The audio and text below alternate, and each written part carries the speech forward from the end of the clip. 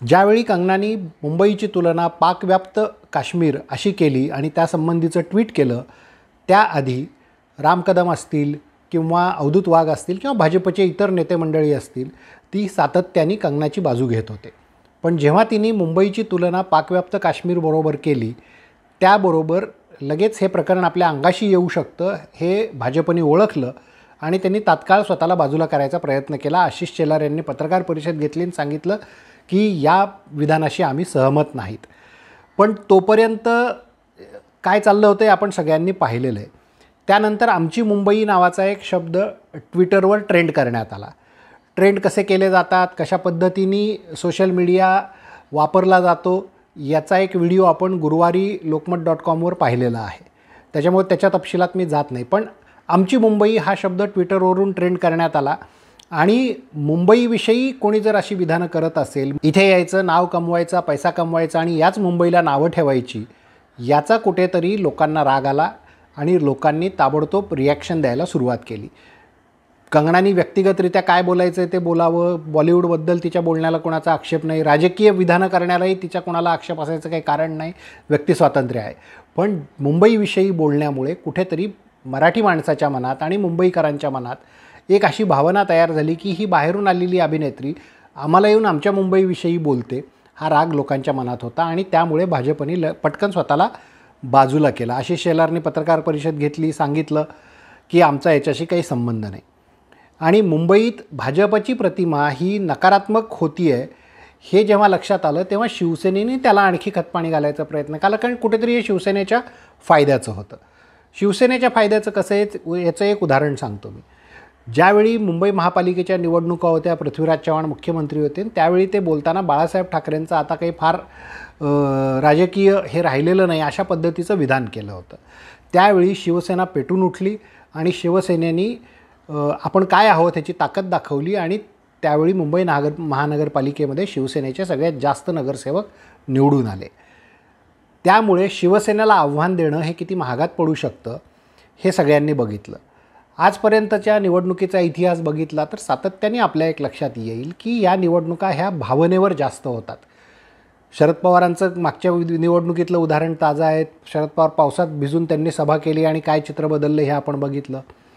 ईडीच्या चौकशीला त्यांना बोलवल्यानंतर ते म्हणाले मी स्वतःच ईडीच्या चौकशीला जातो आणि त्याच्यातून जे काही वातावरण तयार झालं ते देखील महाराष्ट्राने देशाने पाहिलेलं आहे. आपल्याकडच्या निवडणुका आजही भावनेवर होतात आणि राजकारण हे भावनेवर जास्त चालतं. त्यामुळे मुंबईला बोलणं, मराठी माणसाला बोलणं हे महाराष्ट्रात राहून भाजपला अडचणीचं होऊ शकतं हे लक्षात आल्यामुळे पटपट सगळ्यांनी आपले या प्रकरणातून हात काढून घेतले आणि तिथे कुठेतरी शिवसेना थोडीशी दोन घरं पुढं गेल्यासारखी झाली. आणि त्यामुळे आता भारतीय जनता पक्ष कंगनाचं समर्थन करतो आहे का असा प्रश्न उपस्थित होईल. म्हणजे महाराष्ट्राचा अपमान करणाऱ्या व्यक्तीच्या मागे कुठल्याही नेत्यांनी राहू नये हे भाजपनी वेळीच समजून घेतलं. कारण संजय राऊत याच्यावर तेच बोलले की भाजपचं राज्य महाराष्ट्रात होतं, ते महाराष्ट्राचे नेते होते, त्यांनी इथं राज्य केलेलं आहे, इथेच त्यांचा जन्म झालेला आहे आणि ते जर महाराष्ट्राची विरुद्ध महाराष्ट्राच्या मुंबईच्या बोलणाऱ्याच्या बाजूने उभे राहणार असतील तर याचा विचार जनता करेल. आणि असं सांगितल्यामुळे कुठेतरी बी जे पीच्या हे लक्षात आलं की आता आपण बाजूला राहिलं पाहिजे आणि बी जे पी थोडीशी बॅकफूटवर गेली. दुसरा कंगनाने असं केलं की तिने शरद पवारांचा उल्लेख केला एका ट्विटवर आणि ज्या दिवशी ती मुंबईत आली त्या दिवशी तिने उद्धव ठाकरेंचा उल्लेख देखील एकेरी केला. एकेरी उल्लेख केल्यामुळे झालं काय की लोकांनी आता प्रश्न विचारायला सुरुवात केली. उद्धव ठाकरे हे कुठल्याही पक्षाचे जरी नेते असले तरी ते महाराष्ट्राचे मुख्यमंत्री आहेत. मुख्यमंत्र्यांचा मान सन्मान जर महाराष्ट्रात राखला जाणार नसेल तर कुठे राखला जाणार. त्यामुळे आता त्यांनी असं बोलणं सुरू केलं की नरेंद्र मोदी असतील, अमित शहा असतील, राजनाथ सिंग असतील यांच्याविषयी एकेरी बोललेलं चालेल का किंवा यांच्याविषयी कोणी एकेरी बोलतं का असे प्रश्न आता सुरू झाले. त्यामुळे कुठेतरी या सगळ्या प्रकरणामध्ये भाजपला अडचणीचे प्रश्न वाटू लागले आणि भाजप त्याच्यामुळे हळूहळू बॅकफूटवर जाऊ लागली. हा याच्यातला पहिला मुद्दा झाला. आता मुंबई म्हणजे शिवसेना हे जे काही आहे हे वर्षानुवर्ष लोकांनी पाहिलेलं आहे. मुंबईत शिवसेनेशी लोक कशामुळे जोडले गेलेत? बाळासाहेब ठाकरेंमुळे जोडले गेलेले आहेत, मराठी कार्ड वापरण्यामुळे जोडले गेलेले आहेत, उद्धव ठाकरे यांची जी काही भूमिका आहे त्या अनुषंगाने काही लोक त्यांच्यासोबत आहेत आणि शिवसेना ही प्रत्येकाला मुंबईमध्ये आपली वाटते हा एक भाग आणि तिची दहशत हा दुसरा भाग. आता शिवसेनेची दहशत किती राहिली की नाही हा कालानुरूप सिद्ध होणारा मुद्दा आहे. मात्र या सगळ्या वेगवेगळ्या गोष्टींमुळे शिवसेनेला मुंबईमध्ये स्थान आहे. फिल्म इंडस्ट्री असेल किंवा अन्य कोणती इंडस्ट्री असेल, सातत्याने शिवसेनेने प्रत्येक ठिकाणी स्वतःच्या संघटना तयार केल्या, स्वतःच्या शाखा तयार केल्या. एकही कार्यालय महाराष्ट्रातलं मुंबईतलं तुम्हाला असं दिसणार नाही की ते शिवसेनेची युनियन नाही. असं करून शिवसेनेने कुठेतरी एक स्वतःचं वातावरण तयार केलं होतं. त्याच मुंबईला जर कोणी नावं ठेवणार असेल तर ते किती अडचणीचं होऊ शकतं हे त्यांच्या लक्षात आलं. दुसरा मुद्दा त्याच्यात पुढे आला की भाषिक आणि प्रांतिक अस्मितेचा. हा मुद्दा शिवसेनेच्या फायद्याचा आहे. त्याचं कारण असं की कंगना राणावत ही दुसऱ्या राज्यातली आहे, ती मुंबईत आली आणि बाहेरच्या राज्यातली म्हणजे शिवसेनेच्या दृष्टीने परप्रांतीय येऊन महाराष्ट्रात आम्हाला शिकवणारे कोण, हा जो काही शिवसेनेचा कायमचा प्रश्न आहे, जो मुद्दा मनसेने देखील काही अंशी उचललेला आहे. तर ह्या परप्रांतीय विरुद्ध महाराष्ट्रीयन असा रंग त्याला आल्यामुळे थोडासा शिवसेनेला त्याचा निश्चितपणे फायदा होऊ शकतो. पण आता शिवसेनेने त्याच्यावर जास्त नाही बोललं तर शिवसेना आता या सगळ्यातून स्वतःला कुठेतरी बाजूला करू पाहते आहे.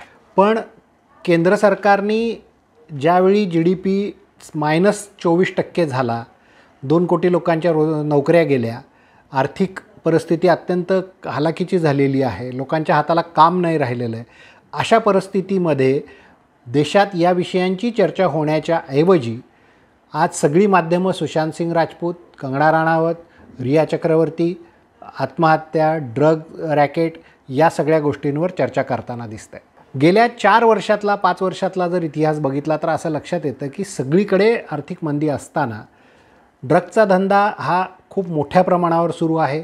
करोडो रुपयाचे व्यवहार याच्यात होत आहेत. इंडस्ट्रीमध्ये जर बघितलं, फिल्म इंडस्ट्रीमध्ये, तर हजारो कोटीचे फायदे सिनेमाला होत आहेत. म्हणजे सिनेमा इंडस्ट्री मोठ्या प्रमाणावर चालती आहे, ड्रग इंडस्ट्री मोठ्या प्रमाणावर चालती आहे. या सगळ्या याच्यावर पकड कोणाची असावी यासाठीचा देखील एक सुप्त लढा हे सगळ्या गोष्टी समोर करून चाललेला आहे. आणि त्यामुळे हिंदी इंडस्ट्रीवर शिवसेनेचं वर्चस्व ठेवायचं की BJPचं वर्चस्व ठेवायचं हा जसा एक अँगल या सगळ्या गोष्टीला आहे, तसाच अन्य गोष्टींची चर्चा होऊ नये, लोकांनी याच गोष्टीत अडकून पडावं असा देखील भाग या सगळ्या प्रकरणात आहे. पण जेव्हा मुंबईचा विषय आला आणि जेव्हा जेव्हा मुंबईचा विषय येतो त्यावेळी भावनिक राजकारण होतं आणि त्याचा फायदा शिवसेनेला होतो, हा आजपर्यंतचा इतिहास आहे. आणि असं असताना या संपूर्ण परिस्थितीमध्ये शिवसेनेला फायदा होतो हे लक्षात आल्यानंतर महाराष्ट्र भाजपने स्वतःला याच्यातून बाजूला करून घेतलं. पण त्याचवेळी राज्यपाल भगतसिंग कोश्यारी यांनी मुख्यमंत्र्यांचे प्रधान सल्लागार सचिव अजय मेहता, माजी मुख्य सचिव, त्यांना बोलवून घेतलं, स्वतःचा नाराजीचा सूर त्यांच्याजवळ व्यक्त केला. आणि त्याचवेळी भगतसिंग कोश्यारी राज्यपाल बोलतात त्या अर्थी कुठेतरी दिल्लीचं याला पाठबळ आहे असा त्याचा दुसरा अर्थ निघतो. कारण दिल्लीच्या सांगण्याशिवाय या गोष्टी होणार नाहीत. आणि राज्यपालांनी या गोष्टीवर नाराजी व्यक्त करण्याचं काय कारण आहे की कशा पद्धतीने तुम्ही हे प्रकरण हाताळताय किंवा हीच वेळ आहे का नोटीस द्यायची वगैरे, ह्या गोष्टी प्रशासकीय गोष्टी आहेत आणि त्यासुद्धा BMC सारख्या एका वेगळ्या यंत्रणेच्या गोष्टी आहेत. सरकारचा याच्यात तसा बघितलं तर थेट हस्तक्षेप काही नाही. पण शिवसेनेची सत्ता BMCमध्ये आहे म्हणून तेवढ्यापुरता तो BMCचा आणि शिवसेनेचा रोल येऊ शकतो. पण राज्यपालांनी नाराजी व्यक्त करणं, रामदास आठवलेंनी तासभर जाऊन कंगना राणावतच्या घरी जाणं आणि त्याच्यासाठी तासभराचं फुटेज त्यांना मिळणं मीडियातून, बाकीच्या सगळ्या गोष्टी हळूहळू बाजूला पडायला लागल्या या सगळ्या ह्याच्यात. आणि तेच भाजपला नेमकं हवं आहे. या गोष्टींवर चर्चा होऊ नये हे जसं हवं आहे, त्याचवेळी आता येत्या काही दिवसात सुशांत सिंग राजपूतच्या आत्महत्येवरून सुरू झालेली चौकशी आता तुम्ही जर बघितलं असेल तर हळूहळू ती इंडस्ट्रीमध्ये ड्रग कोण घेतं, कसं घेतं याच्या दिशेने सुरू झालेली आहे. आणि येत्या काही काळामध्ये एखादा जर ड्रग पॅडलर यांना सापडला तर तो आणखी 10-20 जणांची नावं घेईल, त्याची चौकशी सुरू होईल, त्या चौकशीतून आणखी काही नावं येतील आणि अप्रत्यक्षपणे मूळ विषय बाजूला राहिला सुशांतच्या आत्महत्येच्या चौकशीचा आणि त्यातून ड्रग इंडस्ट्री कशा पद्धतीने चालली आहे, मुंबईत कोणाचा कंट्रोल नाही आहे आणि आता ही परिस्थिती सगळी हाताबाहेर चालली आहे. म्हणून उद्या जर कुणी महाराष्ट्रात राष्ट्रपती राजवट लागू करायचा विषय पुढे केला तर मला त्याचं फार आश्चर्य वाटणार नाही. कारण हे राजकारण समोर जे दिसतं तसं नाही. तुम्ही नेहमी बघता की ज्याला आपण आईस एज म्हणतो की हिमनगाचं टोक वर जेवढं दिसतं तेवढंच ते नसतं, त्याच्या खाली काहीतरी अनेक गोष्टी असतात. त्यामुळे पडद्याआड खूप गोष्टी घडत आहेत, वेगवेगळ्या गोष्टी घडत आहेत, राजकारण वेगळ्या पद्धतीने चाललेलं आहे. आणि आज जरी BJP बॅकफूटवर गेल्याचं दिसत असलं तरी उद्याच्या काळामध्ये जर सरकारनी कोरोनाच्या पार्श्वभूमीवर असेल किंवा इतर अन्य कामांच्या बाबतीत प्रशासन जर मजबूत राहिलं नाही, प्रशासनाने जर ढिलाई दाखवली आणि चांगलं काम केलं नाही असं दाखवलं तर कुठेतरी हा अनरेस्ट सगळा सरकारच्या दिशेने वळवायचा आणि तुम्ही इकडेही फेल गेलात तिकडेही फेल गेलात असं चित्र तयार करायचं.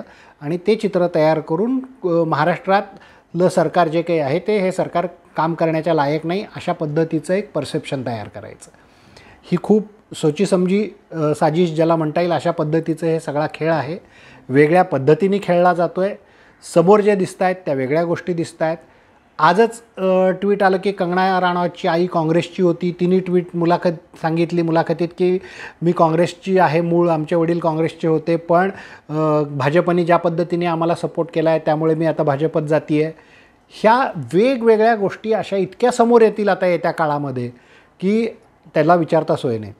तुम्ही जर बघितलं तर सुशांत सिंग राजपूतच्या आत्महत्ये प्रकरणात कोणती एजन्सी आता यायची राहिली आहे? CBI झाली, ED झाली, नार्कोटिक्स डिपार्टमेंट झालं, ज्या कोणत्या केंद्राच्या महत्त्वाच्या सगळ्या एजन्सीज आहेत इन्क्वायरीच्या त्या सगळ्या एजन्सीज त्याच्यात आल्या. माध्यमांमध्ये देखील 2 गट पडले. एक गट परप्रांतीय पत्रकारांचा आहे जो मुंबईत बसून पत्रकारिता करतो पण तो शिवसेनेच्या विरोधात भूमिका घेतो आणि महाराष्ट्रातल्या सरकारवर टीका करतो. दुसरा गट असा आहे की जो महाराष्ट्राची बाजू घेतो आणि केंद्रावर टीका करतो. अशा वेगवेगळ्या गोष्टी सगळ्या सुरू झाल्या. आणि आता या सगळ्या गोष्टी सुरू असताना तुम्ही कोणीतरी याच्यावर चर्चा करता का की बेरोजगारी किती वाढली आहे, पेट्रोलचे भाव किती वाढलेत, भाज्यांचे भाव किती वाढलेत, नोकऱ्या किती जणांच्या गेल्या, किती जणांचे पगार कपात झाले, GDP -23% झाला म्हणजे काय झालं, पुढच्या तिमाहीमध्ये त्याचं काय होणार आहे, घराच्या किमती वाढलेल्या आहेत, घर विकत घ्यायला कोणी तयार नाही आहे. मोची, चांभार, कोळी, बांधकाम करणारा, गौंडी, मिस्त्री, सुतारकाम करणारा, रंगकाम करणारा, मोची असे कितीतरी लोक आहेत, 12 बलुतेदार ज्याला म्हणू आणि त्याच्याही पलीकडे जाऊन कितीतरी लोक आहेत की ज्यांच्या नोकऱ्या आज गेलेल्या आहेत.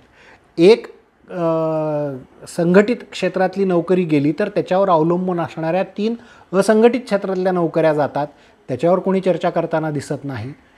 म्हणजे संघटित कशा अर्थाने सांगतो की एक समजा एखादा ऑफिस आहे त्या ऑफिसमध्ये 10 माणसं काम करत आहेत तर त्या 10 माणसांसाठी बाहेर कॅन्टीन येतं, चहावाला येतो, स्नॅक्सवाला येतो, भेळवाला येतो.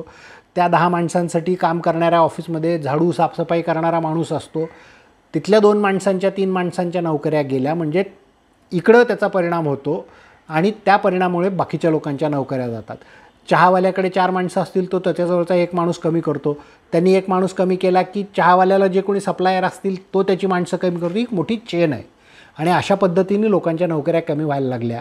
त्याच्याविषयी तुम्ही कोणी बोलत नाही आहेत. आपण त्याविषयी कुठली चर्चा करत नाही. आणि सगळी चर्चा आज देशातले सगळ्यात महत्त्वाचे आणि ज्वलंत प्रश्न कोणते बनले आहेत तर कंगना राणावत काय म्हणते, ती कुणाबद्दल काय बोलते, तिला कोण काय ऐकवतं, तिचंच बांधकाम का पाडलं, इतके वर्ष का बाकीचे झोपले होते, बाकीच्यांची अतिक्रमणं का पाडली गेलेली नाहीत, सुशांत सिंगच्या आत्महत्येबद्दल आता कोणी फारसं बोलत नाही, रिया चक्रवर्तीबद्दल आता फारसं कोणी बोलत नाही. तुम्ही मीडियाचे गराडे जरी बघितले तिच्या भोवती किती असतात तर पूर्वी एवढे आता दिसत नाहीत. आता सगळ्यांचा फोकस कंगना राणावतवरती आहे. 4-5 दिवसानंतर हे प्रकरण मागं पडेल, आणखी काहीतरी नवा विषय येईल, पुन्हा लोक त्याच्या मागे लागतील आणि हळूहळू तुम्हाला मूळ विषयापासून बाजूला करणं यामध्ये केंद्रातला असेल राज्यातला असेल सत्ताधारी बाजूला जातात. विधानसभेमध्ये 2 दिवसाचं जे अधिवेशन झालं त्या अधिवेशनामध्ये विरोधी पक्षनेते देवेंद्र फडणवीस बोलताना म्हणाले की असंघटित कामगार आज महाराष्ट्रातला देशोधडीला लागला आहे, त्याच्या हाताला काम नाही आहे, सरकार त्यांना काही देत नाही. पण त्याचवेळी राज्यातलं सरकार जर काही करत नाही असं आपण म्हणतो तर केंद्रातलं सरकार काय करतं आहे याविषयी ते काहीही बोलले नाहीत. अन्य देशांमध्ये कोणत्या कोणत्या देशांनी किती मदत त्यांच्या लोकांना केली याचा व्हिडिओ देखील मी केला होता, तो आपण पाहिलेला आहे. लोकमत यूट्यूबवर तुम्हाला पाहायला मिळेलही तो अजूनही. देशामध्ये केंद्र सरकारने कोणाला स्वतःहून पैसे दिले. आज आता परिस्थिती अशी आहे की पृथ्वीराज चव्हाण जे म्हणत होते की तुम्ही जास्तीत जास्त नोटा छापल्या पाहिजेत, लोकांना पैसे दिले पाहिजेत. आज नोटा जरी छापणं सरकारने सुरू केलं तर आता ती परिस्थिती राहिली नाही. रुपयाचं अवमूल्यन मोठ्या प्रमाणावर होईल, पैशाला किंमत राहणार नाही आणि जे तुम्हाला आज 1,00,000 रुपयात वस्तू मिळत होत्या त्या तुम्हाला आता 4,00,000 दिल्या तरी मिळणार नाहीत. 4,00,000 दिल्यावर मिळतील, त्याची किंमत एवढी होईल आणि पर्यायाने कुठेतरी तुमचा पगार जरी काही वाढला तरी त्या वस्तूंचं सगळं भावाची ऐशी-तैशी होऊन जाईल आणि त्यामुळे या सगळ्या गोष्टीवर कोणीही बोलायला तयार नाही, कोणाला बोलू द्यायचं नाही आहे. मित्रहो, ही सगळी अशी भयंकर परिस्थिती आहे. आपण कशामध्ये रमायचं?